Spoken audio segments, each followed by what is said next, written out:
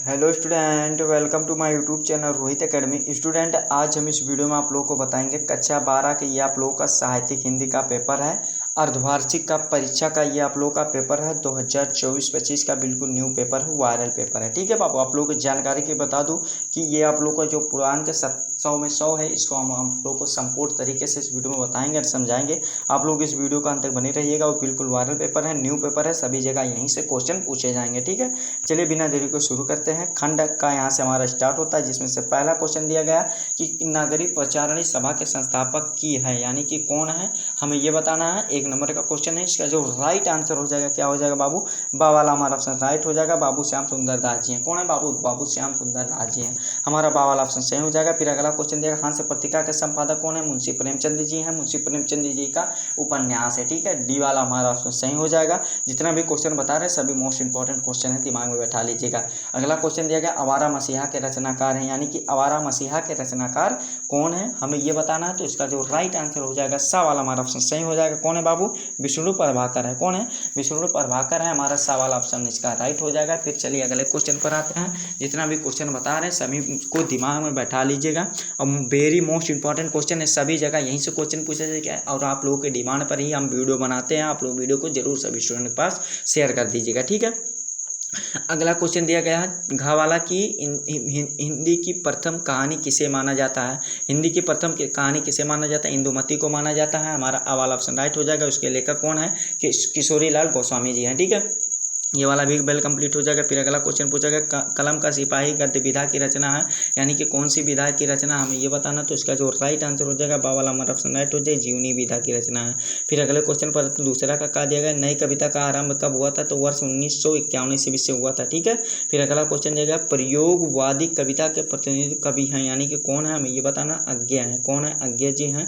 हमारा कौन सा? आ वाला ऑप्शन सही हो जाएगा इसका। फिर अगला क्वेश्चन दिया गया है, गा वाला कि तार सप्तक का प्रकाशन वर्ष है, यानी कि तार सप्तक का प्रकाशन वर्ष 1943 ईस्वी में किया गया था। कब? 1943 में किया गया था। आ वाला हमारा ऑप्शन सही हो जाएगा। फिर अगला क्वेश्चन पूछा गया है, निम्नलिखित में से कौन सा भक्त काल का महाकाव्य है? भक्त काल का महाकाव्य कौन सा है? श्री रामचरितमानस जी हैं, जिसके रचयिता कौन है? गोस्वामी तुलसीदास जी हैं। ठीक है, हमारा बा वाला ऑप्शन सही हो जाएगा। फिर अगला क्वेश्चन देगा, कठिन काव्य के प्रेत किसे कहा जाता है, यानी कि किसे कहा जाता है, हमें ये बताना। तो घनानंद को कहा जाता है, यानी कि हमारा बा वाला ऑप्शन राइट हो जाएगा। क्या नहीं बाबू? केशवदास को कहा जाता है। यहाँ पर केशवदास हमारा राइट हो जाएगा। ठीक है, तो इस प्रकार से ये वाला कंप्लीट हो जाएगा। फिर अगले क्वेश्चन पर आते हैं। 10 नंबर एमसीक्यू यहाँ तक तो कंप्लीट हो गया ना, कोई दिक्कत नहीं है ना बाबू, आगे भी कंप्लीट कराएंगे। तो वीडियो का अंत बने रहो आप लोग धैर्य बना करके। ठीक है, जितना बता रहे हैं उतना अच्छे तरीके से आप लोग दिमाग में फीड करो और समझो। देखो क्या दिया गया, तीसरा क्वेश्चन दिया गया, दिए गए गद्यांश पर आधारित प्रश्नों के उत्तर देना। 10 नंबर का क्वेश्चन है, 5 क्वेश्चन रहेंगे, दो नंबर का, प्रत्येक क्वेश्चन का आंसर राइट लिखने पर मिलेगा। ठीक है, देखो क्या दिया गया, कहते हैं दुनिया बड़ी भुलक्कड़ है, यानी कि ये आप लोगों का लिया गया है कहाँ से, आप लोगों को ये गद्यांश दिखा दे रहे हैं, इसको देख लीजिएगा, थोड़ा सा छोटा सा है।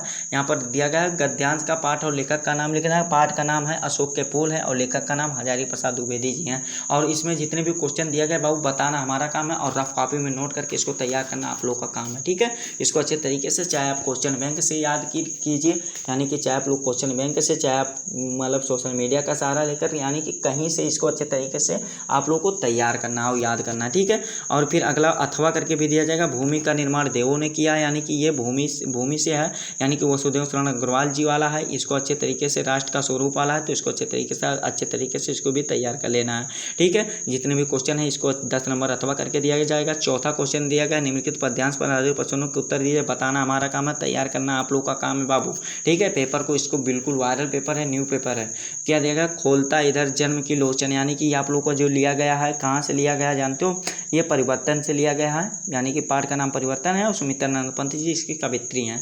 ठीक है, ये वाला देखो क्वेश्चन दिया गया, कवि और पाठ का नाम लिखना है, तो पाठ का नाम परिवर्तन है और इसके जो कवि हैं यानी कि सुमित्रानंद पंत जी हैं। ठीक है, ये वाला कंप्लीट हो जाएगा। फिर इसमें जितने भी क्वेश्चन दिए गए इसको भी अच्छे तरीके से तैयार कर लीजिएगा, कंप्लीट कर लीजिएगा। अथवा वाला दिया गया, बैठी खिन्ना, यानी कि ये कहाँ से लिया गया जानते हो? पाठ का शीर्षक और लेखक का मतलब वो पूछा गया है, तो नाम पूछा गया, तो पाठ का जो शीर्षक है वो है पवन दूत का है, और जो लेखक हैं यानी कि कवि हैं, लेखक पद काव्य में नहीं होते, कवि होते हैं, तो उनका जो नाम है हरियोध है, यानी कि अयोध्या सिंह उपाध्याय हरियोध हैं। ठीक है, ये वाला भी अच्छे तरीके से तैयार कर लीजिएगा। फिर 5वां क्वेश्चन दिया गया है कि निम्नलिखित में से किसी एक लेखक का साहित्य परिचय दे तो उनकी प्रमुख रचनाओं को लिखे। 5 नंबर का क्वेश्चन है। कन्हैयालाल मिश्र प्रभाकर जी, आचार्य प्रसाद द्विवेदी जी हैं डॉक्टर, और फिर प्रो जी सुंदर रेड्डी यानी कि प्रोफेसर जी सुंदर रेड्डी जी हैं। तो इसको अच्छे तरीके से तैयार कर लीजिएगा। साहित्य परिचय याद करना है, जीवन परिचय यानी कि उनके जन्म के बारे में नहीं पता है, मतलब उनको नहीं करना है, आप लोगों को साहित्यिक सेवाओं के बारे में याद करना है, ठीक है। खा वाला क्वेश्चन देंगे, निम्नलिखित में से किसी एक का कवि का जीवन परिचय देते हुए उनकी प्रमुख कृतियों का उल्लेख कीजिए। महादेवी वर्मा जी हैं, मैत्रेय विभूति जी हैं, सुमित्रानंद पंडित जी हैं। तो 5 नंबर ये वाला भी कंप्लीट कर लीजिएगा। और फिर अगला क्वेश्चन देगा, पंचलाइट कहानी अथवा बहादुर कहानी का उद्देश्य अपने शब्दों में लिखिए। 5 नंबर का क्वेश्चन है। अगर आप लोग को ऊपर वाला नहीं आता तो अथवा करके भी दिया जाएगा, आप लोगों के लिए ऑफर दिया जाएगा क्या कि बहादुर कहानी के आधार पर बहादुर चरित्र का चित्रण लिखिए। तो इसको अच्छे तरीके से तैयार कर लीजिएगा।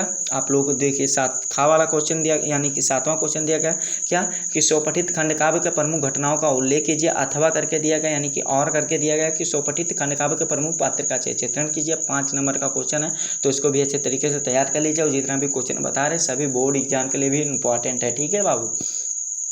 8वां क्वेश्चन दिया गया, यानी कि खंड खा यहाँ से हमारा स्टार्ट होता है, जिसमें संस्कृत के क्वेश्चन दिया जाएगा। 8वां क्वेश्चन दिया गया, संस्कृत गद्यांश में से किसी एक का संदर्भ गद्यांश का संदर्भ सहित हिंदी में अनुवाद कीजिए। और ये आप लोगों का 7 नंबर का क्वेश्चन है, 2 नंबर संदर्भ का रहेगा और 5 नंबर आप लोग को ट्रांसलेट संस्कृत में करने के लिए रहेगा, यानी कि अनुवाद करने के लिए।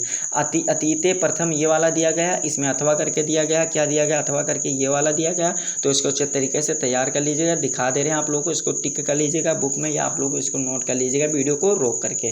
खा वाला क्वेश्चन निम्नलिखित संस्कृत के पद्यांश में से किसी एक का संदर्भ सहित हिंदी में अनुवाद कीजिए। और तो इसको भी अच्छे तरीके से तैयार कर लेना है, अथवा करके भी दिया गया, तो इसको अच्छे तरीके से आप लोग रेडी कर लीजिएगा।